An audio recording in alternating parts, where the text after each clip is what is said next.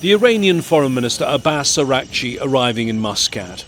For the first time, the US and Iranian teams will discuss technical details, and in a complex negotiation involving nuclear weapons, the devil is in the detail. Iran is now enriching uranium at 60%, and it's believed it could get to weapons grade, that's what's needed for a nuclear bomb, in little over a week. Following talks last week here in Oman's diplomatic compound in Rome, the US seems to have accepted that in a new deal, Iran might be allowed to keep a nuclear program for civilian use only. But on a recent podcast, the US Secretary of State Marco Rubio said Iran would need to import the uranium for such a program, not enrich it in its own centrifuges. There's a pathway to a civil, peaceful nuclear program if they want one.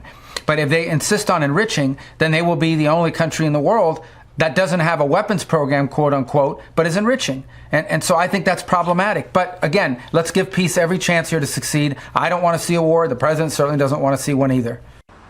Iran's economy is in a very poor shape. The country's leaders believe it never saw the benefits of the previous nuclear deal, even in the 3 years before President Trump pulled out of it in 2018. This nuclear conference in Washington, D.C. was supposed to hear an address by video link earlier this week by Iran's Foreign Minister Araghchi. The invitation was rescinded at the last minute, but the words he would have spoken were still released. He mentioned the trillion-dollar opportunity that our economy presents may be open to US enterprises. Words clearly meant to entice the transactional, money-focused occupant of the White House. Mr. Trump himself, meanwhile, has given an interview to Time magazine in which he said, "I think we're going to get a deal," and even talked about the prospect of a face-to-face meeting with Iran's supreme leader, Ayatollah Ali Khamenei.